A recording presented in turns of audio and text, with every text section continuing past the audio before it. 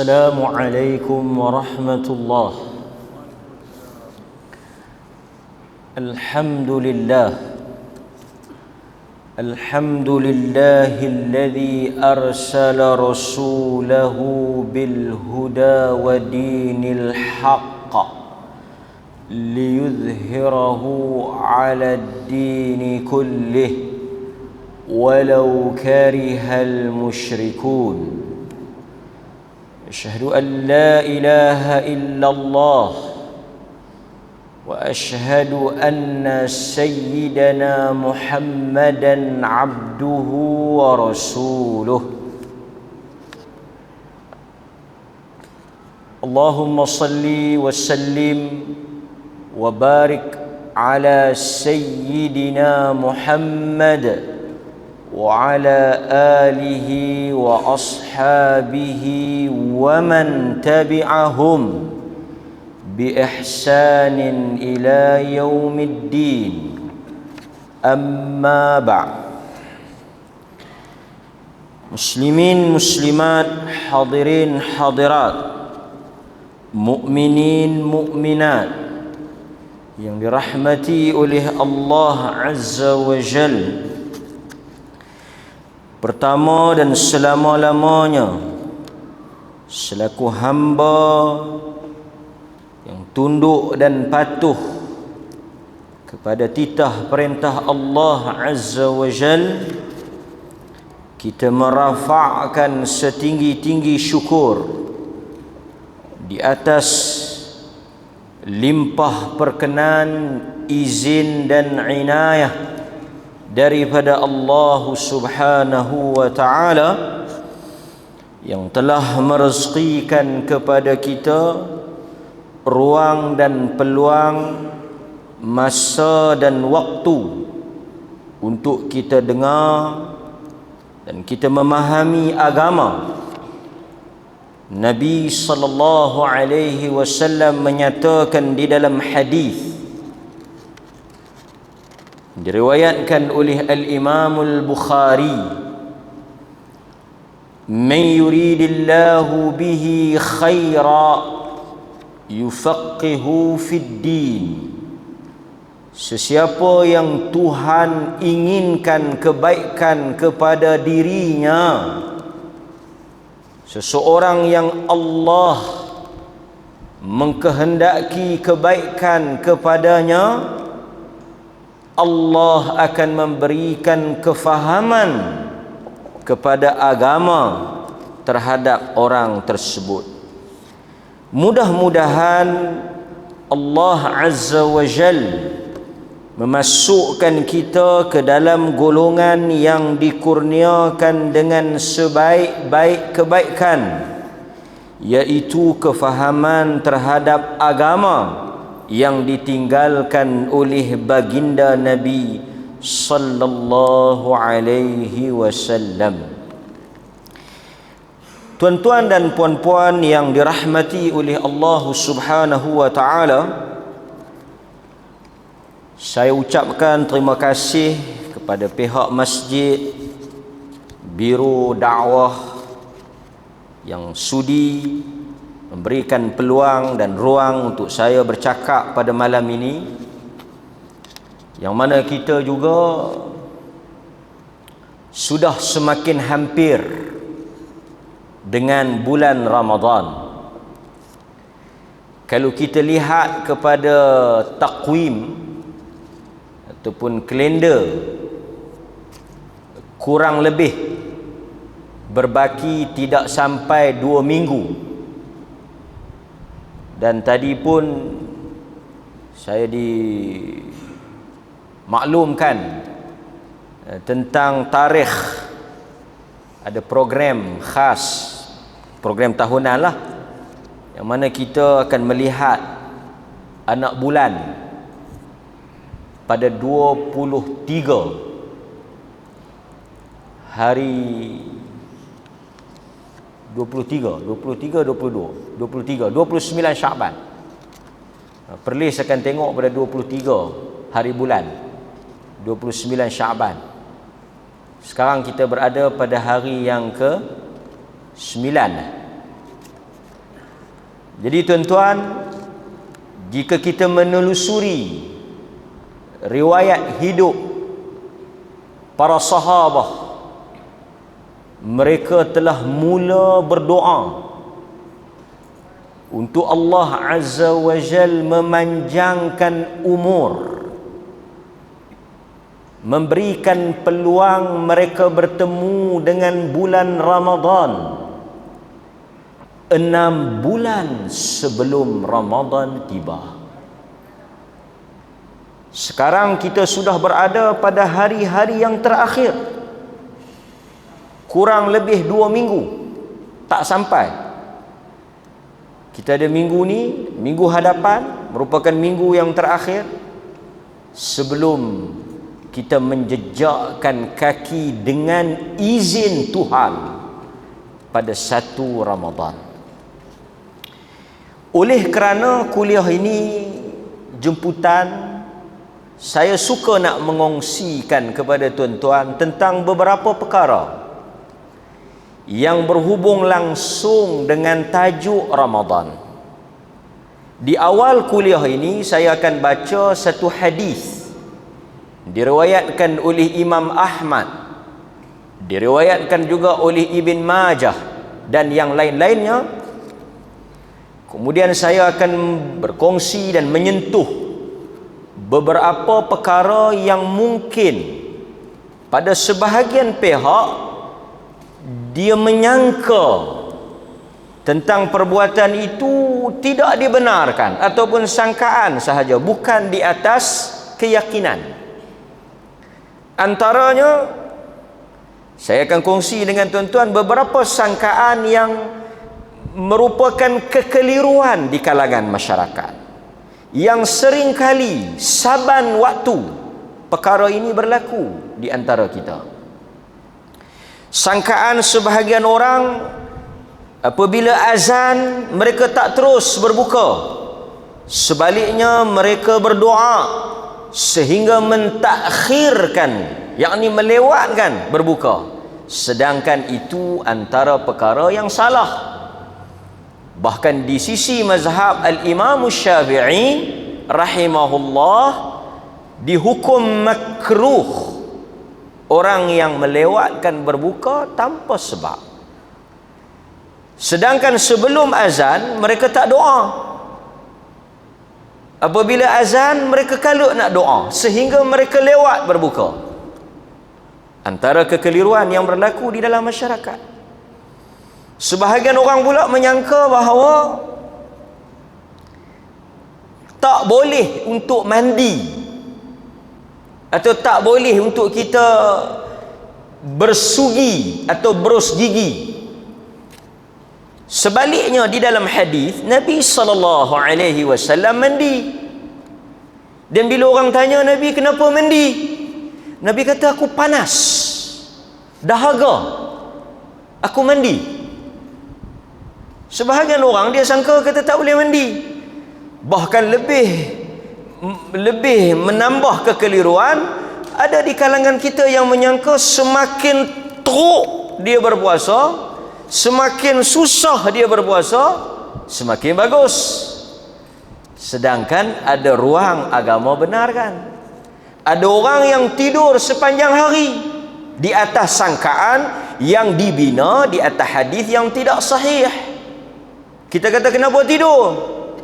Dia kata Nabi sebut tidur orang yang berpuasa itu ibadah.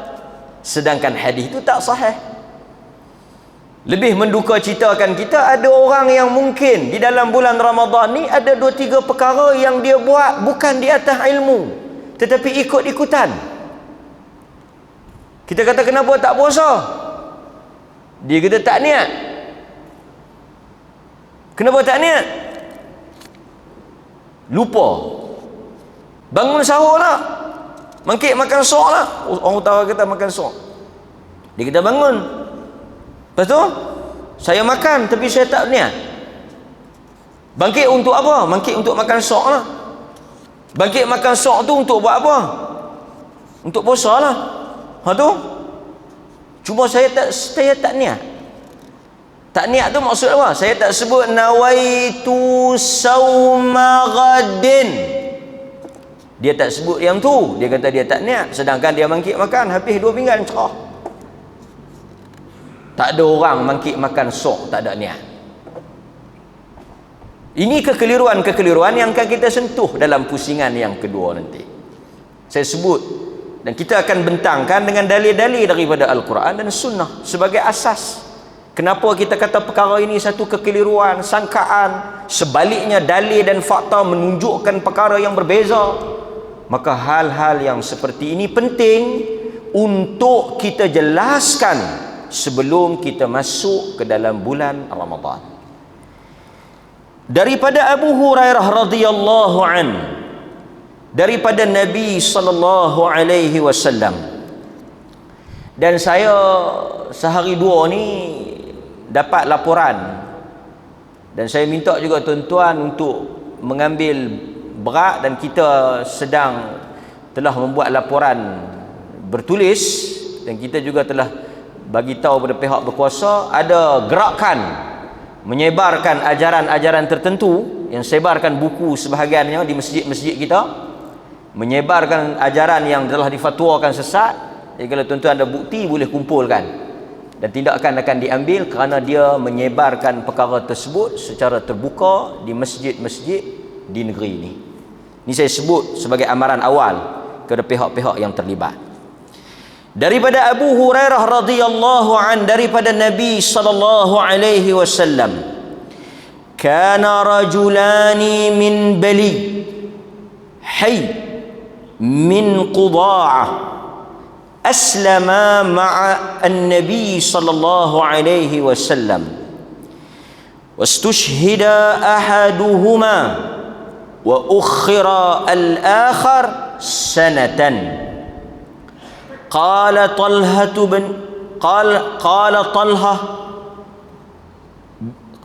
طلحة بن عبيد الله فأريت الجنة فرأيت المؤخر منهما أدخل قبل الشهيد فتعجبت لذلك فأصبحت فذكرت ذلك للنبي صلى الله عليه وسلم أو ذكر ذلك لرسول الله صلى الله عليه وسلم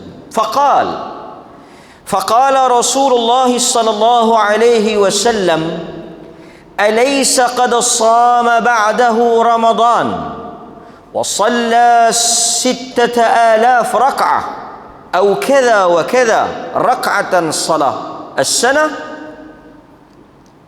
Hadis ini diriwayatkan oleh Imam Ahmad, Ibn Majah dan yang lain-lain. Kita tengok dahulu perenggan tu. Daripada Abu Hurairah, sebahagian riwayat daripada Talhah. Cerita ni tentang Talhah bin Ubaidillah, salah seorang daripada sahabat Nabi sallallahu alaihi wasallam yang tuan-tuan tahu dia dijamin syurga.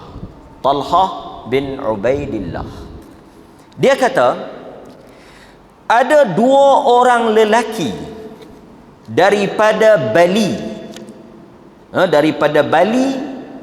sebuah perkampungan yang terletak di luar Madinah, daripada suku kaum Quda'ah. Ni bukan Bali Indo ni. Kan? Sekali tuan-tuan pelik pula macam mana Bali boleh sampai ke Mekah kan? Ini Bali Madinah, sampai ke Madinah. Ini Bali daripada satu kampung.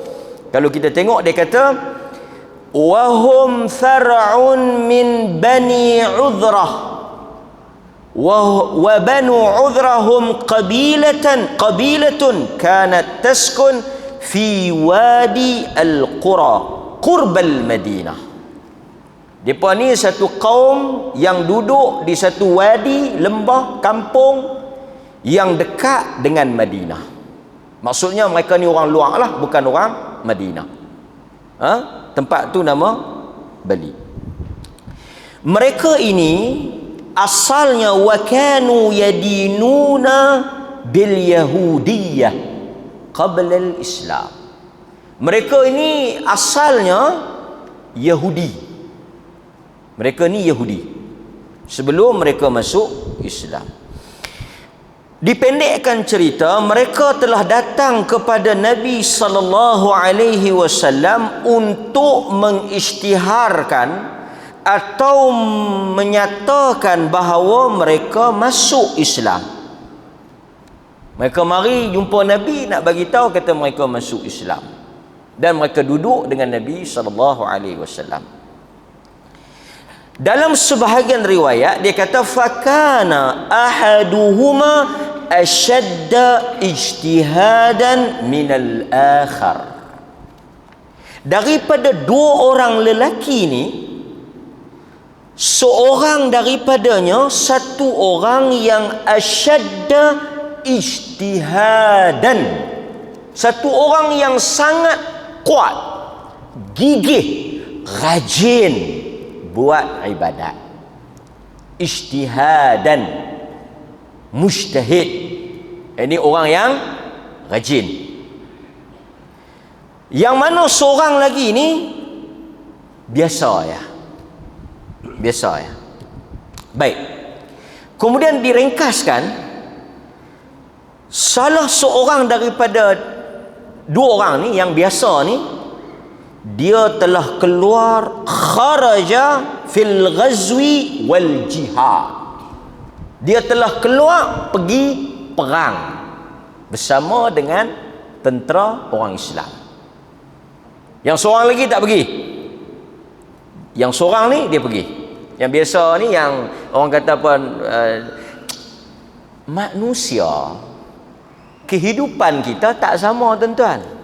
Kecenderungan rezeki yang Allah Ta'ala bagi pada satu orang, dia berbeza dengan orang lain. Sebab itu dalam soal benda yang wajib, memang kita tak ada pertikaian. Satu orang diwajibkan salat 5 waktu, satu orang diwajibkan puasa dalam bulan Ramadan. Soal-soal yang fundamental, soal-soal yang mandatori, soal-soal yang wajib, setiap manusia tak ada choice melainkan dia kena buat. Tetapi dalam soal benda sunat, kita selalu sebut ni nak masuk dalam bulan Ramadan. Dalam soal perkara yang Tuhan berikan pilihan untuk kita lakukan, tiap-tiap manusia ada kecenderungan dan kelebihan yang berbeza. Sebab itu kita tak boleh nak judge, tak boleh nak nilai satu orang tu sama macam kita. Mungkin sebahagian orang rajin salat sunat, macam selalu saya sebut, dari sudut semayang sunat kita bagi markah A pada dia. Apa sahaja salat sunat yang disunatkan, yang disyariatkan, yang dilakukan oleh Nabi, dia lakukan semampu mungkin. Allah bagi pintu itu kepada dia. Sebab itu tuan-tuan, kalau kita baca dalam hadis Nabi sallallahu alaihi wasallam, pintu-pintu syurga ini banyak. Ada orang yang dipanggil daripada pintu sedekah. Ada orang yang dipanggil daripada pintu salat. Ada orang yang dipanggil daripada pintu puasa. Ada orang yang dipanggil daripada pintu jihad. Sebab apa? Kerana beza manusia pada amalan sunat tadi. Dan antara orang yang dipanggil daripada kesemua pintu itu, Abu Bakar As-Siddiq radhiyallahu anhu. Abu Bakar ni dipanggil daripada semua pintu. Sebab itu Nabi SAW satu hari pernah tanya, siapa pada hari ini dia telah sedekah? Kata Abu Bakar, saya. Siapa hari ini telah pergi tengok orang sakit? Saya. Siapa hari ini telah salat jenazah? Saya. Siapa hari ini telah pergi mengiringi jenazah hingga ke kubur? Saya. Semua soalan amalan yang Nabi tanya, dia jawab. Nabi kata tidak berhimpun pada diri seseorang amalan-amalan yang disebutkan tadi, melainkan Tuhan jamin syurga untuk dia. Daripada semua pintu. Tuan-tuan, mungkin daripada pintu salat, sebahagian pintu sedekah, Jadi tak pelik untuk kita berbeza. Dalam soal sunat ni, rahsia kita dengan Allah. Cuma janganlah salat pun tidak, sedekah pun tidak, Quran pun tidak, mengaji pun tidak, zikir pun tidak. Beratlah kan? Ini satu benda yang mungkin ada orang dalam bulan Syaban dia banyak puasa, ada orang dia tak puasa langsung, tapi mungkin dia banyak sedekah, mungkin dia banyak mengaji. Berbeza.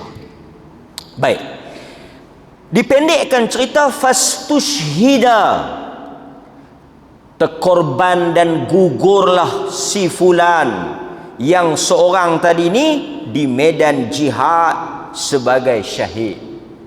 Dia mati syahid. Thumma makatha al-akhar ba'dahu sanatan. Kemudian tinggallah saudaranya yang memeluk Islam bersama-sama dengannya itu 1 tahun lebih daripada diri dia. Ni hadis ni saya baca sebagai muqaddimah kepada tajuk kita pada malam ini tentang Ramadan. Thumma tufiya. Kemudian dia mati. Selepas tahun tu dia mati. Seorang matal mujtahidu syahidan, seorang itu mati sebagai syahid. Wa mata sahibuhu ba'dah bisanatin, seorang lagi mati biasa, mati atas katil setahun selepas itu. Baik, kata Talhah bin Ubaidillah, telah ditunjukkan kepada aku fil manam, di dalam mimpi. Talhah mimpi, bukan Nabi. Talhah bin Ubaidillah. Talhah ni dia terkorban di dalam peperangan antara Aisyah radhiyallahu anha dengan Ali. Tragis kematian dia. Kalau tuan-tuan ingat peperangan Jamal, peperangan unta, kerana Aisyah ketika itu naik unta keluar untuk menuntut bela di atas kematian Sayyidina Uthman. Talhah bin Ubaidillah, Zubair ibn al-Awwam di pihak Aisyah. Berperang dengan siapa? Berperang, bahasa mudahnya berperang lah, panjanglah ceritanya, dengan pasukan khalifah ketika itu, Ali. Di kalangan ulama mereka bincanglah siapa yang betul. Tapi kalau tengok pada hadis-hadis, pada bacaan politik ketika itu, kebenaran di pihak Ali. Kebenaran di pihak Ali. Tak apalah, tapi terkorbannya Talhah di dalam peperangan tersebut. Baik. Kemudian tuan-tuan, panjanglah cerita Talhah meninggal ni, ada cerita sedih tentang Talhah. Baik, sambung. Dia kata, aku telah melihat di dalam mimpi, baina ana inda babil jannah, ketika itu aku berada di pintu syurga. Kemudian dia sambung lagi, dia kata, fa kharaja kharijun minal jannah, telah keluar daripada syurga, ai malakun minal malaikah, malaikat daripada malaikat yang jaga syurga. Keluar mai. Dia keluar mai, dia kata apa? Fa adhina lilladhi tuwfiya al-akhir minhuma. Apa yang berlaku? Malaikat yang keluar daripada syurga tadi ni telah mengizinkan lelaki yang akhir mati setahun selepas itu masuk terlebih dahulu sebelum lelaki yang mati syahid tadi. Kita sambung. Kemudian dia kata apa? Samaha bid-dukhul lilladhina mata akhiran qabla alladhi mata syahidan. Kemudian apa? Barulah dia panggil yang mati syahid. Dia keluar, dia kata mari masuk dulu. Yang mati lewat mati biasa tu masuk dulu. Kemudian dia mari pula, dia kata barulah masuk mai yang mati syahid tu. Talhah duk tunggu dia punya turn. Dia mari, dia kata apa? Dia kata, irji' Talhah, kau pergi balik. Fa innaka lam ya'ni laka ba'd, kau belum sampai waktu balik. Apa yang pelik pada pandangan Talhah ialah kenapa orang yang terkorban syahid tidak mendapat peluang untuk masuk ke dalam syurga lebih awal daripada orang yang mati biasa, sedangkan dia adalah syahid, orang yang gugur di medan perang. Talhah kata yang pertama kalau nak ikut dia mati dulu, yang kedua dia syahid, dia telah berjuang mempertahankan agama. Sebaliknya orang yang mati biasa tu masuk, dia pelik, takjub. Besok paginya dia telah datang bertemu dengan Nabi sallallahu alaihi wasallam dan dia pun ceritalah apa yang dia nampak di dalam mimpi tersebut. Di kalangan ulama menyatakan bolehnya kita atau dianjurkan orang yang ada mimpi untuk dia merujuk mimpi itu kepada orang yang ada ilmu dan berkelayakan. Tuan-tuan ada mimpi yang mungkin tuan-tuan rasa pelik, yang mungkin tuan-tuan perlukan irsyad, panduan dan pedoman, tuan-tuan bolehlah pergi cerita untuk kawan tu takwil atau takbir mimpi tu. Tapi tu pun tuan-tuan tak boleh pegang 100% lah, sebab tak ada siapa yang tahu benda ghaib. Jadi tuan-tuan tak payah duk tanya, bolehlah lepas tu ambil pedoman. Jangan pegang betul-betul pula.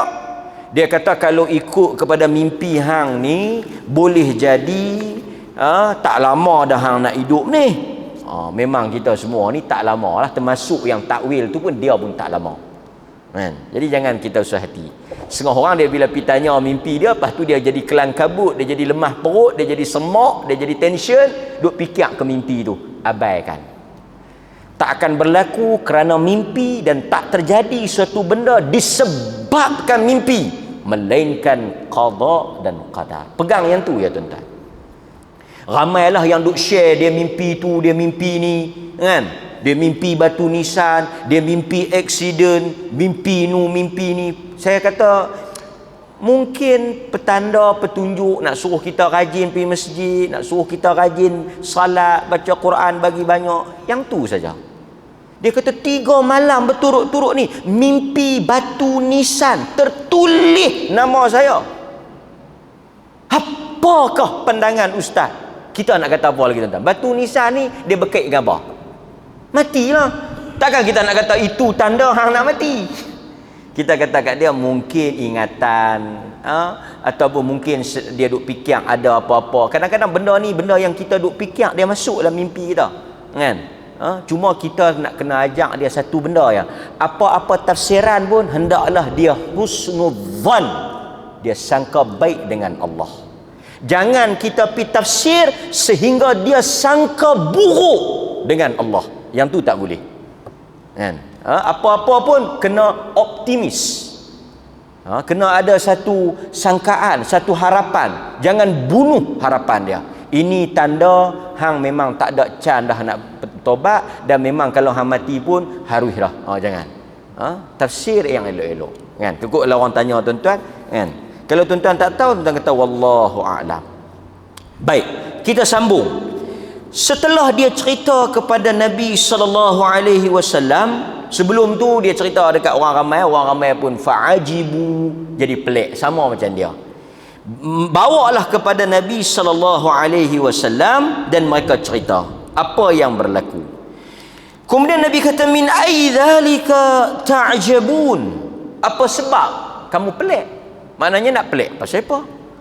Sebab Nabi sallallahu alaihi wasallam sebut, Nabi kata sesungguhnya alaysa qad makatha, bukankah orang yang telah meninggal lewat itu telah mendapat peluang hidup setahun lebih daripada orang yang mati awal?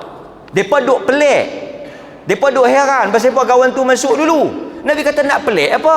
Kawan ni telah rugi, telah kurang 1 tahun, kawan ni lebih 1 tahun. Hadis ini tuan-tuan dalil yang paling besar kelebihan umur yang panjang. Sesiapa yang Allah Ta'ala rezekikan umur yang panjang, dia mendapat salah satu daripada kebaikan. Lepas itu kalau kita tengok ada orang 70 duk sihat lagi, 80 duk sihat lagi, 90 duk sihat lagi, itu kebaikan.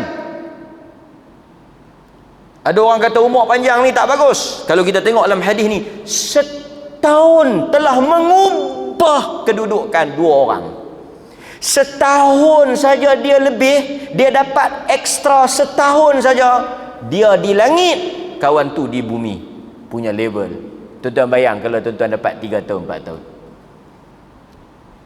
Ini kelebihan orang yang panjang umur. Bagus kan? Baik, kita sambung. Sebab itu dalam hadis, kalau kita tengok yang diriwayatkan daripada Nabi SAW, dalam Musnad Ahmad menyebut hal yang sama, At-Tirmidzi juga meriwayatkan hal yang sama daripada Abdullah bin Busr.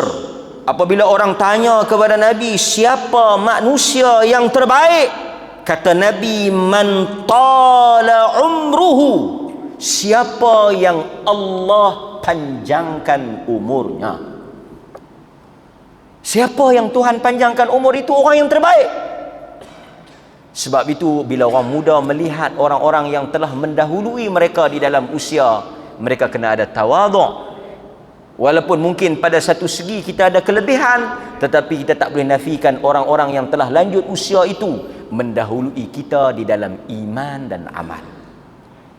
Mereka telah mendahului kita di dalam iman dan amal.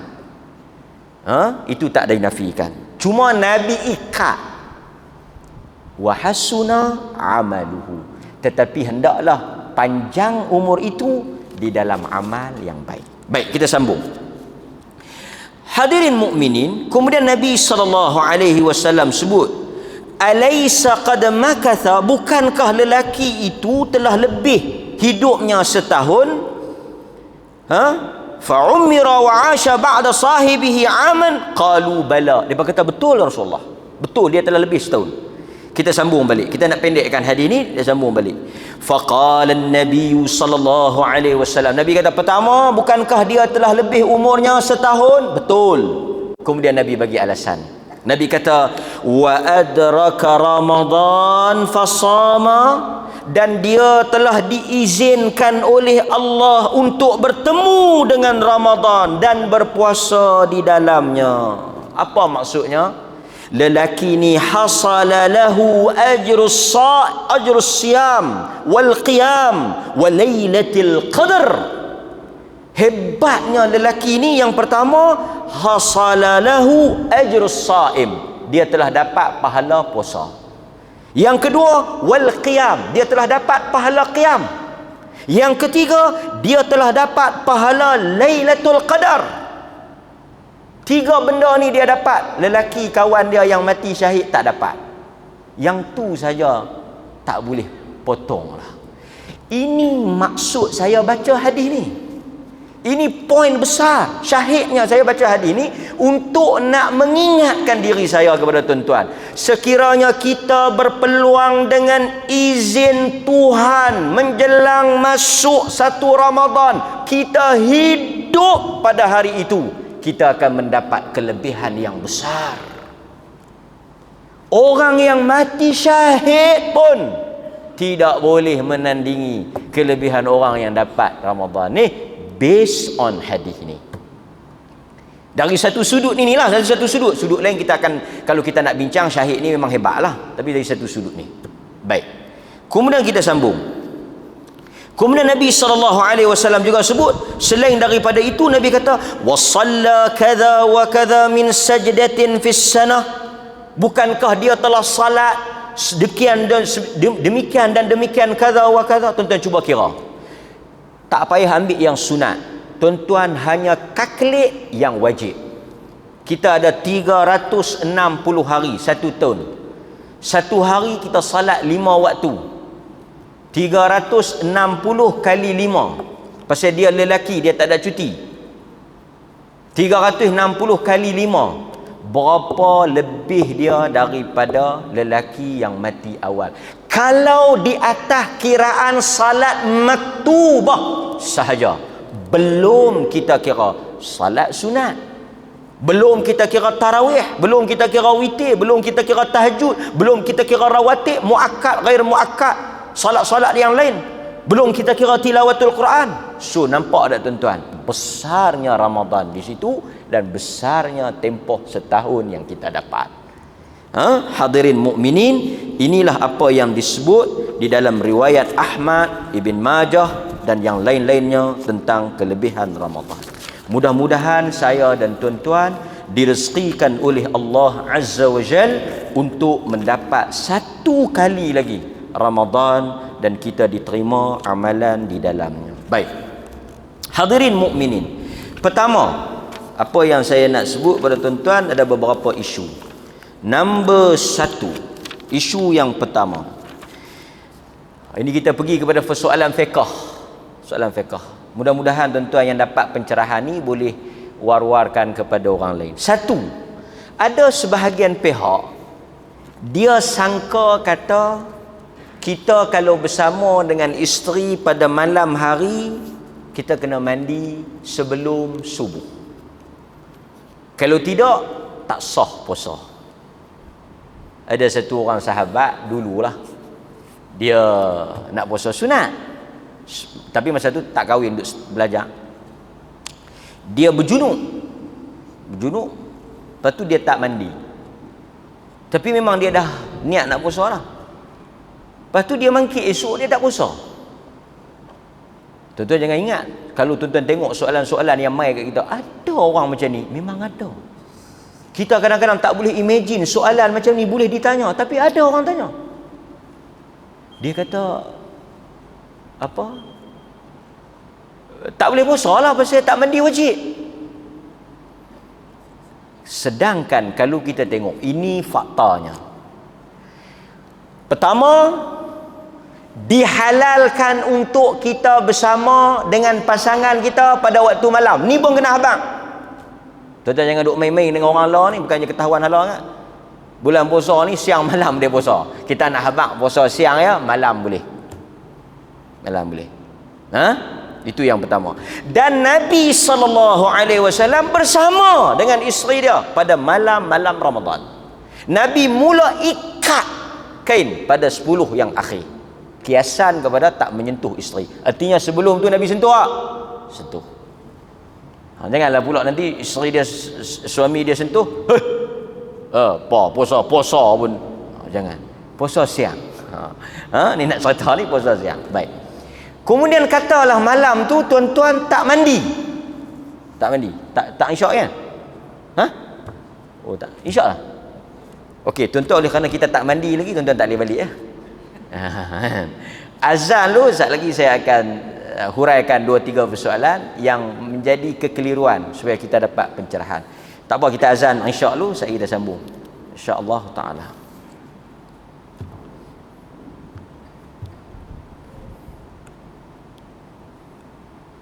Apa kena ceramah 2 kali ke? Alah.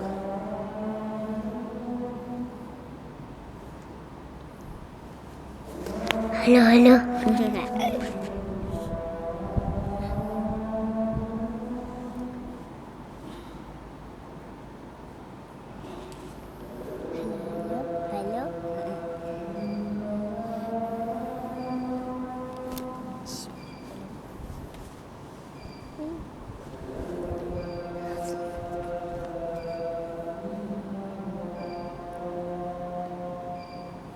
Siapa yang buat azan kan?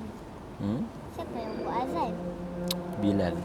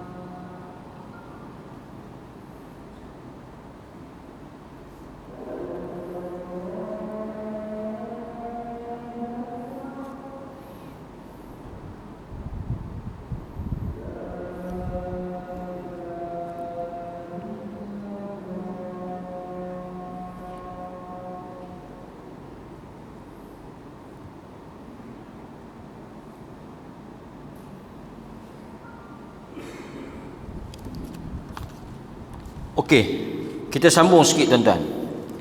Jadi dalam hadis ni faktanya bolehnya seseorang itu melewatkan mandi luar daripada waktu subuh, lepas daripada azan subuh. Maksudnya kalau dia bersama dengan isteri dia semalam, lepas tu dia tak terus mandi, menunjukkan juga tak apa kalau tak terus mandi.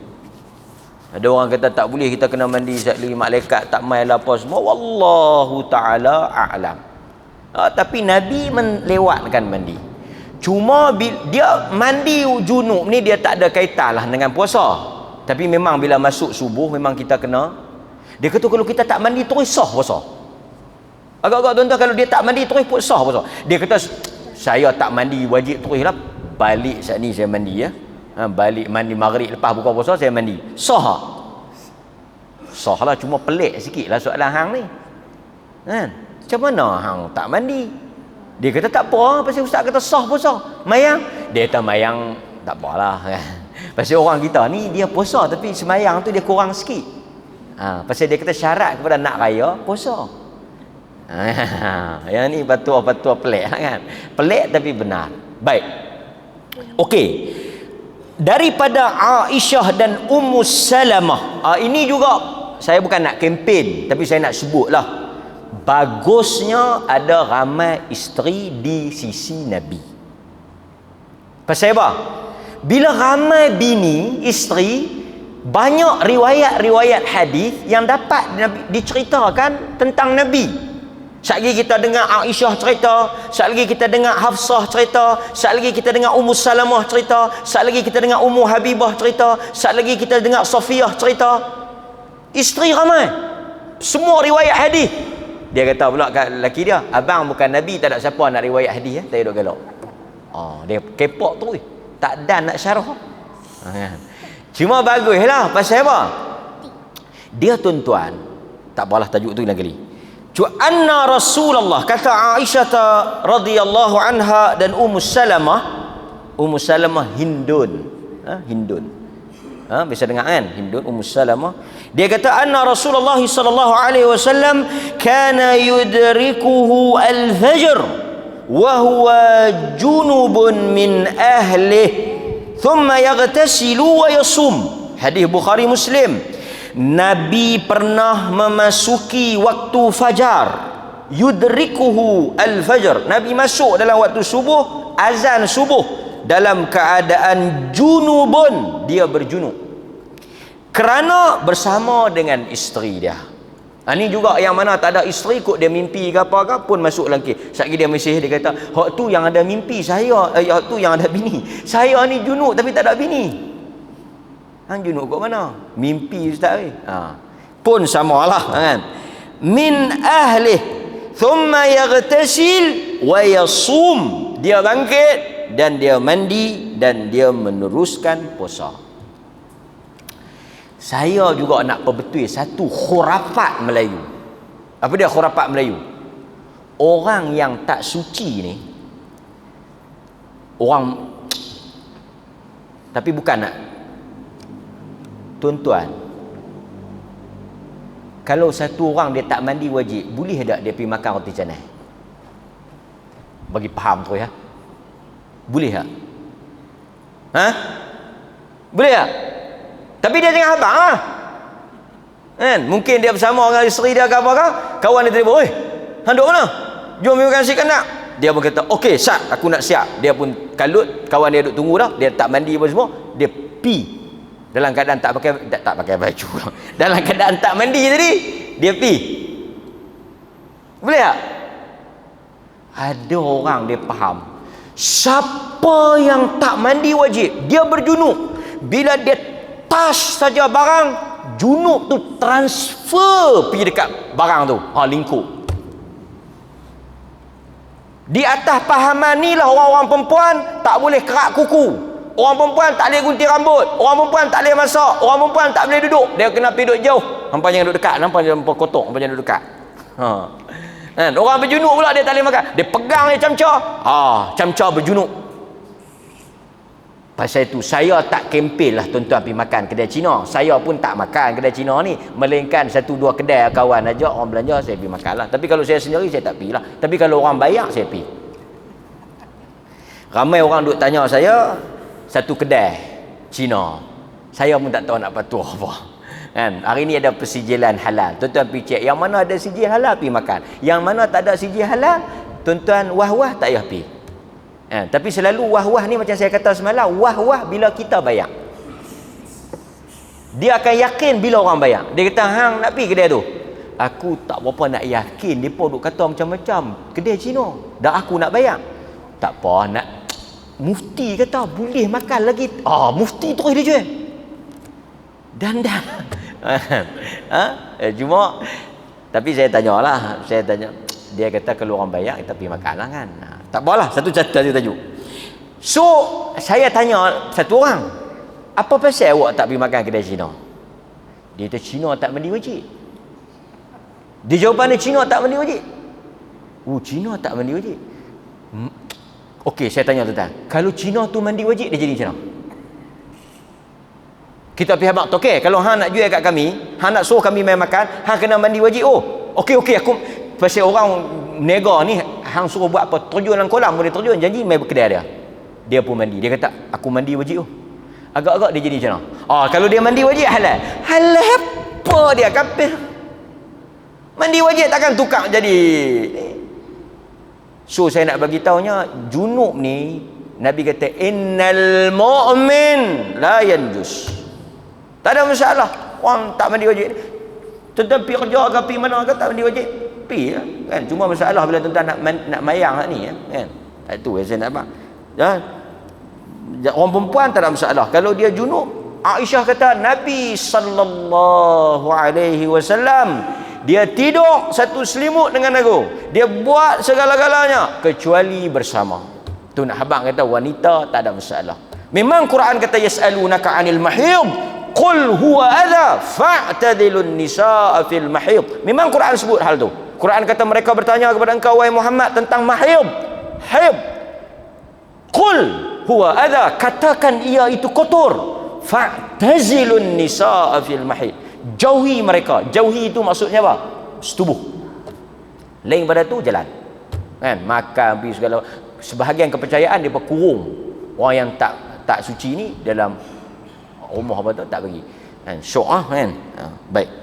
Kata Al-Hafidh Ibn Hajar Al-Asqalani rahimahullah di dalam kitab dia Fathul Bari, di dalam hadis ini terdapat dua faedah, faidatan fi hadza faidatan, ada dua faedah kata Ibn Hajar. Yang pertama, Nabi menyetubuhi. Ini Ibnu Hajar sebut. Ibn Hajar kata apa? Hadis ni menunjukkan Nabi menyetubuhi isterinya pada malam Ramadan. Ibn Hajar sebut. Ibn Hajar sebut. Dan baginda melewatkan mandi sehingga terbit fajar. Nampak? Maksudnya tak ada masalah. Jadi tuan-tuan, kalau orang tanya, jawab terus. Jawab terus. Okey? Berikutnya, okey, kita tengok. Yang kedua, bolehnya mandi dalam keadaan yang panas untuk menghilangkan keletihan dan dahaga. Tak utama negeri kita yang indah permai lagi mempesona, cantik yang tak tersangga-sangga ni, yang orang mai penuh meneram ni kan. Hangat lik. Jadi dalam bulan puasa ni dijangka hangat lah. Jadi tuan-tuan boleh mandi. Mandi saja, jangan mengecoh pula. Kan ustaz ada hadis Melayu sambil menyelam minum air. Kalau hang pegang hadis tu batal. Nampak? Ada orang kata tak boleh mandi.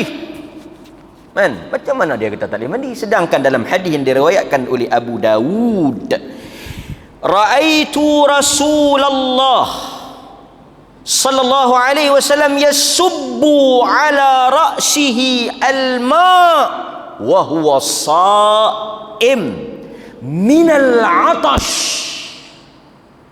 atau min al-har. Hadis riwayat Abu Daud.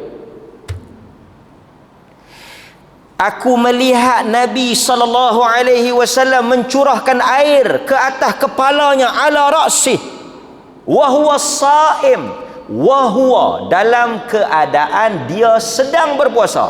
Disebabkan apa? Minal atash, dahaga, au minal har, ataupun disebabkan oleh panas. Kata para ulama, pada hadis ini fihi dalil ala annahu yajuzu lis-saim an yaksira al-har bisabbil ma ala ba'di badani au kull. Dia kata bolehnya satu orang untuk juruh air di atas kepala dia, badan dia atau keseluruhannya, harus untuk menghilangkan panas dan dahaga, disebabkan oleh perbuatan Nabi. Dan ini kata dia zahaba ila dhalik al-jumhur, majoriti ulama benarkan. Dua benda dah kita settle dalam tajuk ni. Bukhari juga bawa hal yang sama, Ibn Hajar juga sebut benda yang sama. Panjanglah kalau saya nak quote perkataan dia. Berikutnya saya nak kongsi lagi satu dua benda yang tuan-tuan mungkin boleh ambil perhatian. Apa dia? Satu, oleh kerana kuliah ni kuliah khas, jadi masa tak ditentukan sehinggalah saya berasa nak berhenti. Okey, boleh masjid? Kan. Seterusnya, apa lagi yang Nabi ada orang dia duk ajak, dia kata bila kita masuk bulan puasa ni, kita janganlah duk harap pahala, kita kena buat ikhlas kerana Allah. Jangan duk fikir-fikir pahala apa semua ni, Tuhan nak bagi, Tuhan tak bagi sudah. Betul ke tak betul? Sedangkan kalau kita tengok based on hadis, saya nak betul ni anggapan dan tanggapan sebahagian pihak yang kata kita tak boleh harapkan pahala. Kemudian kita tanya apa hujah? Dia kata Rabi'atul Adawiyah kata, buatlah ibadat. Kalaulah aku buat ibadat kerana takut ke nerakamu, bakarlah aku. Kalau aku buat ibadat kerana nak masuk syurgamu, haramkanlah ia. Sakan Rabi'ah. Bila kita cari sandaran kepada Rabi'ah, tak ada sandaran kata-kata itu. Rabi'ah mana kita tak tahu. Dia kata kita tak boleh buat ibadat kerana syurga. Kita main sembahyang tarawih, ni kerana apa? Pahala besar. Tak boleh. Hang balik. Niat tukar niat mai. Apa ni? Sedangkan di dalam hadis Nabi sallallahu alaihi wasallam kita tengok yang diriwayatkan oleh Al-Imam Al-Bukhari, yang tuan-tuan akan dengar sampai naik merli. Hadis apa? Man sama ramadana imanan wa ihtisaban ghufira lahu ma taqaddama min dhanbi. Sesiapa yang berpuasa di dalam bulan Ramadan, dalam hadis yang lain, man qama Ramadan, siapa yang menghidupkan salat di dalamnya kerana ikhlas iman dan dia ihtisaban. Perkataan ihtisaban, tengok Ibn Hajar kata apa? Ihtisaban yang tuan-tuan duk dengar kan, siapa yang berpuasa imanan wahtisaban, tengok Ibn Hajar kata Ibnu Hajar, ihtisaban maksudnya apa? Iaitu suatu perasaan yang kuat yang timbul di dalam dirinya untuk mengharapkan pahala. Ibnu Hajar sebut fi sawabih, untuk dia mengharapkan pahala sawab. Artinya kalau kita nak translate, sesiapa yang berpuasa di dalam bulan Ramadan dengan iman dan mengharapkan pahala, betul terjemahan tu. Itu apa yang ditafsirkan oleh Ibn Hajar. Itu tak ada masalah. Bahkan kata para ulama, banyak hadis-hadis yang cerita tentang kelebihan Ramadan, pahala besar Ramadan, sedekah dalam bulan Ramadan, tadarus Quran dalam bulan Ramadan. Untuk apa Nabi cerita kalau tak boleh harapkan pahala? So pahaman yang kata buat ibadat tak boleh mengharapkan pahala, merosak dan mencacatkan ibadat, adalah pahaman yang tidak ada sandarannya daripada nas Al-Quran dan Sunnah. So kita dah boleh betul. Yang berikutnya yang keempat ialah bangkit makan sahur di tengah malam di atas alasan itulah no, wrong, totally wrong. Memang salah 100%. Balik kalau duduk di Kelantan, Masya Allah, Kelantan ni tuan-tuan, memang bulan puasa, kalau tuan-tuan ada peluang pergi puasa lah di Kelantan. Kita bulan di Perlis ni tak meriah sangat. Kelantan kalau tuan-tuan balik tarawih, Masya Allah, macam baru nak mula hidup. Kan, segala mak mereka colek, cotek apa semua. Oh, kan, memang makmur lah. Memang seronok, meriah makanan selepas daripada tarawih. Dia akan start lepas tarawih, lagi lewat. Oh, ni semua bayangkan pukul 10 baru nak start roti canai. Roti canai kita duk belajar sehari dua ni telur, roti canai telur. Kelantan dah buat lama dah tu. Telur buah atas tu. Balik mai bini kita, dia kata, "Bang, saya malas nak mangkit masak pukul 3 pagi, 4 pagi. Kita berhenti siap-siap lah kedai siam tu, tani tu, kita makan sok siap-siap." Ini kesalahan besar. Banyak perkara dia telah rugi. Pertama, itu bukan sahur. Itu bukan sahur, itu makan tengah malam. Siapa? Lepas tu dia makan tengah malam, dia tak makan asal ni. Ada sebahagian orang memang dia duk aman makan tengah malam. Tuan-tuan kalau nak makan tengah malam tak salah, tapi tuan-tuan tak dapat keberkatan sahur. Tuan-tuan tak dikatakan sahur. Tuan-tuan tak dapat doa malaikat. Sahur ni apa dia? Tuan-tuan kena mangkit hujung malam. Mangkit hujung malam. Tak makan banyak pun tak apa. Tuan-tuan dah bantai dah tom yam apa semua, telur dadar apa semua pukul 10 balik tarawih tu hentam cukup-cukup, kan, sup ekor apa semua. Mangkit tengah malam, tuan-tuan minum air dengan makan tamar. Makan tamar. Makan tamar. Kesalahan yang berikutnya apa dia? Banyak juga orang buat. Satu, dia makan sok awal. Yang kedua, dia makan sok lewat. Tapi ini tuan-tuan perhati, ramai daripada kita bangkit sahur semata-mata makan saja. Yang ni juga rugi dan salah. Dia gerak anak dia dah mangkit. Pasal apa yang depa gerak sangat anak-anak tu? Pasal nak suruh niat. Mangkit. Semua mangkit. Makan. Sunah makan. Lepas tu pi tidur balik.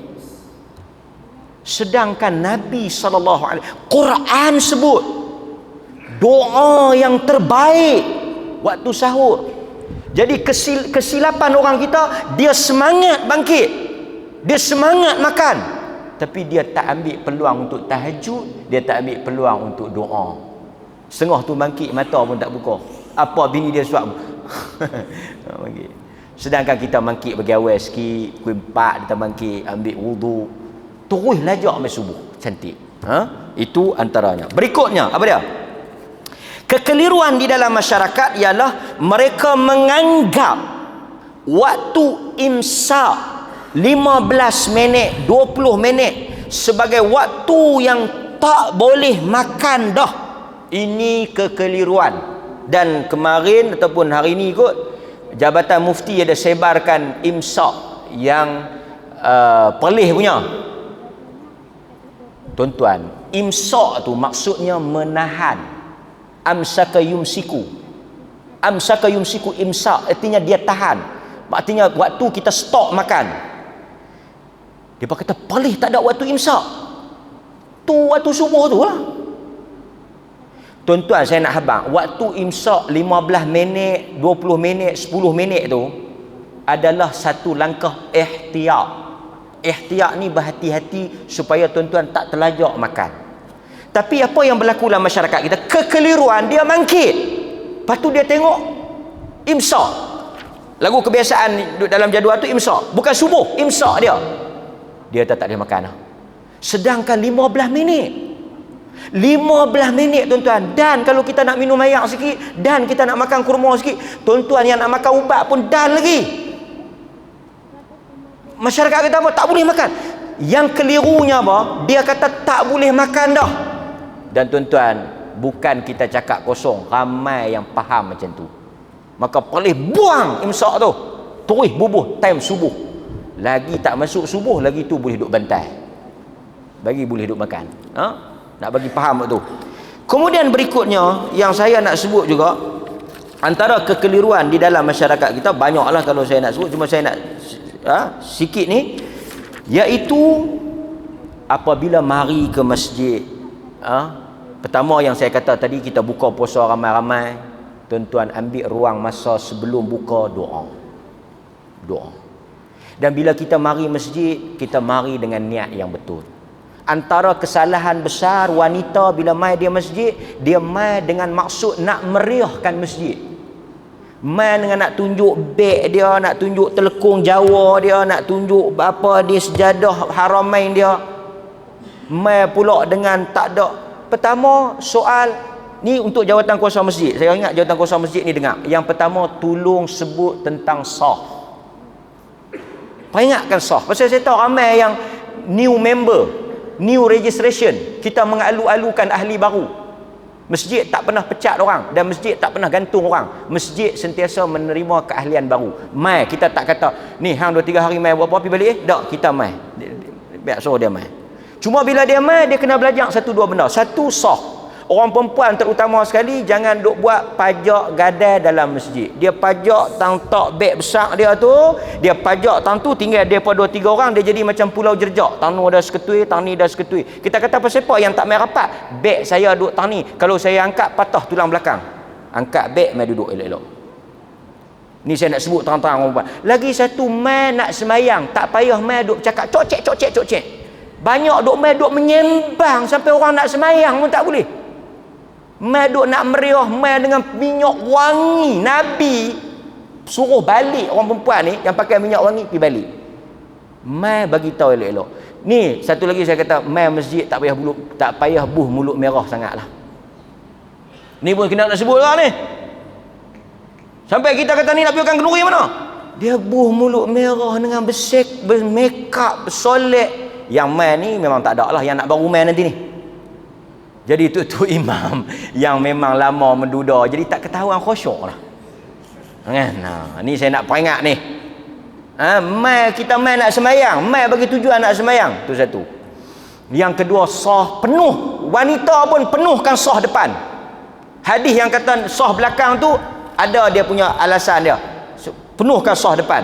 Bagi penuh sah depan, lepas tu pergi ke belakang. Yang lelaki pun sama, penuhkan sah depan. Tak payah duk buat 3-4 orang sana, 3-4 orang tani. Masuk pintu nu ada 5 orang, masuk pintu ni ada 5 orang, tengah kosong. Sedangkan sah tu membula daripada tengah. Yang ni jawatan kuasa masjid kena bagi amaran. Yang kedua, bila mai setahun sekali, adalah benda-benda yang depa tak erti. Kita kena habaq. Jangan duk lintah depan orang semayang. Yang ni kita akan nampak banyak nanti. Jangan lintah depan orang semayang. Tolong yang mana-mana yang tahu apa tolong habaq, duk Ustaz. Depa main-main mangkit terus nak lintah tengok orang duk semayang. Nabi kata, kalaulah seseorang itu mengetahui tentang berat dan besarnya hukuman orang yang lalu di hadapan orang yang salat, dia akan duduk berdiri 40. Rawi hadis sahabat tu dia lupa 40 apa. Tapi kita tuan-tuan kena bagi stres sikit, habaq bagi peringatan. Selain daripada umum suruh buh lan tabung masjid, suruh umum infak Ramadan, peringat sat lagi kalau tuan-tuan habis semayang, kalau nampak orang semayang, jangan duk lintah. Dan orang yang duk semayang sunat, dah tahu nak semayang sunat, letak sutrah. Sutrah ni saya tak payah duk syarah dah, berapa kali dah kita sebut. Cari pengadang, letak. Jangan main semayang, saat ni dia lintah ikut dan. Ini satu benda yang kita nak kena peringatkan. Dan yang terakhir, banyaklah kalau kita nak share. Yang terakhirnya dalam hadis Nabi SAW, sesiapa yang batal puasa dia tak boleh meneruskan makan dan minum dengan bebas. Ini antara kekeliruan. Orang yang haid, nifas, musafir, makanlah. Ni orang yang sengaja batalkan puasa. Sesiapa yang dia membatalkan puasa dia dengan sengaja tanpa uzur, semalam kita ada syarah panjang di Masjid Negeri Arau, dia tidak boleh meneruskan hari tersebut dengan makan dan minum. Dia kata alang-alang dah batal, saya makanlah Ustaz. No, tak boleh.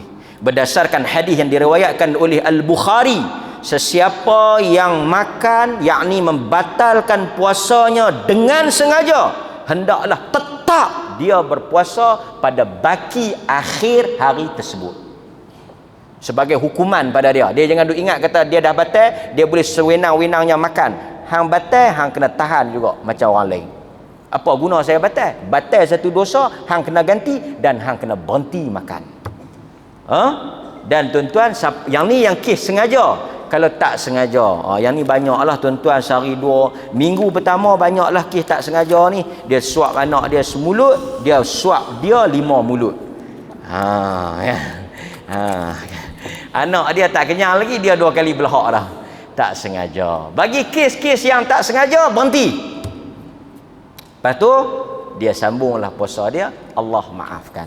Mungkin kita dan sebut 1-2 perkara yang biasa, tetapi ramai manusia mungkin keliru dan mungkin terlepas pandang. InsyaAllah saya ambil perhatian ini supaya tuan-tuan semua dapat meningkatkan ilmu berhubung dengan fiqh as-siyam ataupun as-saum, fiqh puasa dalam hari-hari yang semakin hampir ini. Doa tuan-tuan, Allah Ta'ala panjangkan umur dan usia kita masuk ke dalam bulan Ramadan. Masih ada ruang dan waktu untuk kita memohon keampunan kepada Allah di dalam hari-hari akhir bulan Syaban.